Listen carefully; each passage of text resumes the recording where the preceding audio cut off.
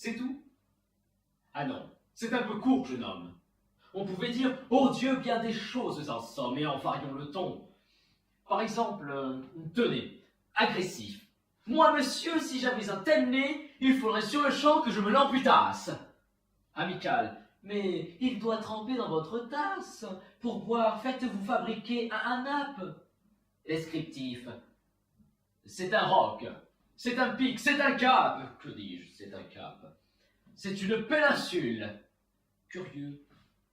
Mais de quoi vous sert cette oblongue capsule? D'écritoire, monsieur, ou de boîte à ciseaux? Gracieux.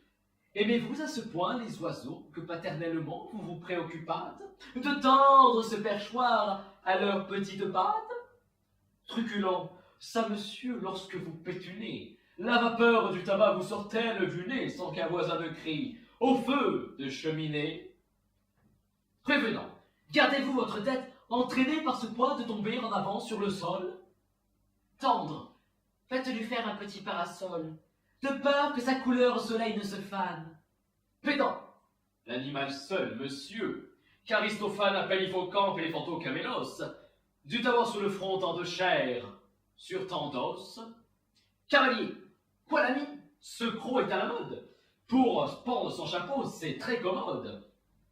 En fatigue, aucun vent ne peut, né magistral, t'enrhumer tout entier, excepté le Mistral. Lyrique, est-ce une conte? Êtes-vous un triton? Naïf, ce monument, quand le visite-t-on? Respectueux, souffrez monsieur qu'on vous salue, c'est là ce qui s'appelle avoir pignon sur rue. Campagnard, hardé, c'est titané. Nanin, c'est quelque navet géant, ou quelque melon nain. Militaire, pointé contre cavalerie. Pratique, voulez-vous le mettre en loterie? Assurément, monsieur, ce sera le gros lot. Enfin, parodiant Pyrame en un sanglot, le voilà donc ce nez qui, des traits de son maître, a détruit l'harmonie. Il en rougit, le traître. Voilà ce qu'à peu près, mon cher, vous m'auriez dit, si vous aviez assez de lettres et d'esprit. Mais d'esprit, ô le plus lamentable des êtres, vous n'en eûtes jamais un atome, et de lettres, vous n'avez que les trois qui forment le mot « sot ».